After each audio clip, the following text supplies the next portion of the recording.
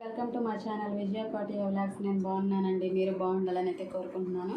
ఈరోజు అయితే క్యారెట్ హల్వా అయితే చేద్దాం అనుకుంటున్నానండి. ఇంకా వాటికి కావాల్సిన పదార్థాలు ప్రాసెస్ అయితే మీకైతే చూపించేసేస్తాను.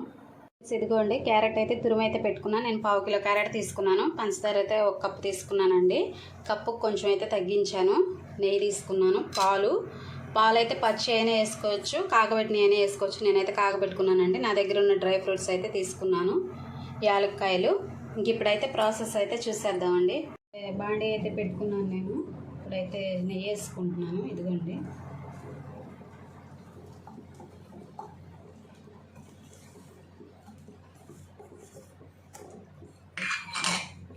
అయితే ఈటెక్కింది. ఇప్పుడైతే డ్రై ఫ్రూట్స్ అయితే వేసుకున్నాం.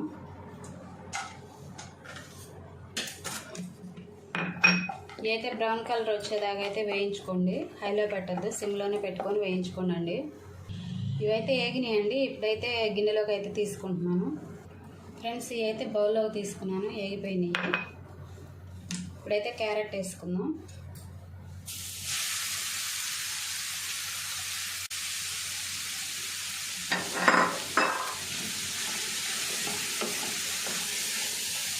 ఇదైతే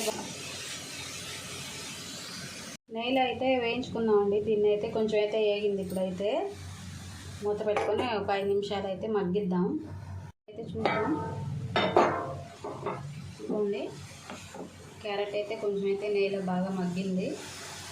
ఇప్పుడైతే పాలు పోసుకుందాం.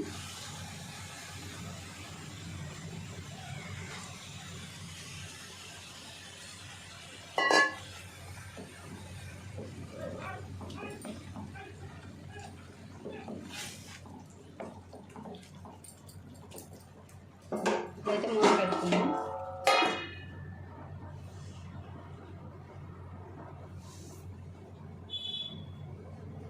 ఇప్పుడైతే మూత తీసుకొని చూసుకుందాం. ఇదిగోండి, పాలు పోసాను కదా, చక్కగా పాలన్నీ ఇంకిపోయినాయి. ఇప్పుడైతే పంచదార తీసుకున్నాను కదా, అదైతే వేసుకున్నానండి నేను.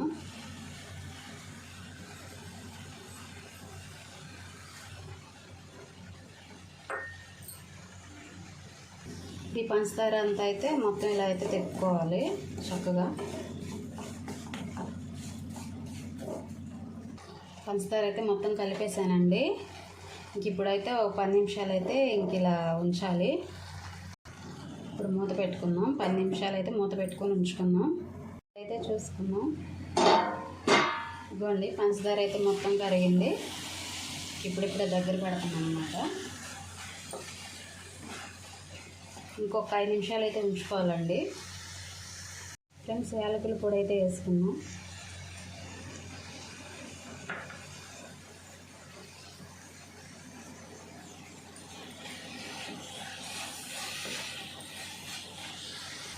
ఫ్రెండ్స్, ఇదైతే దగ్గర పడింది. ఇప్పుడైతే డ్రై ఫ్రూట్స్ అయితే వేసాను నేను. ఇదిగోండి, ఇంకొంచెం నెయ్యి అయితే వేస్తున్నాను. ఇప్పుడు మొత్తం ఇదైతే తిప్పుకున్నాం. ఫ్రెండ్స్, డ్రై ఫ్రూట్స్ కూడా వేసుకున్నాను కదా. ఇప్పుడు ఇదంతా అయితే దగ్గర పడింది. ఇదైతే అయిపోయిందండి. ఫ్రెండ్స్, క్యారెట్ హల్వా అయితే రెడీ అయిపోయింది. ఇప్పుడైతే స్టవ్ ఆఫ్ చేసుకోవటమే. ఇదిగోండి, క్యారెట్ హల్వా అయితే అయిపోయిందండి.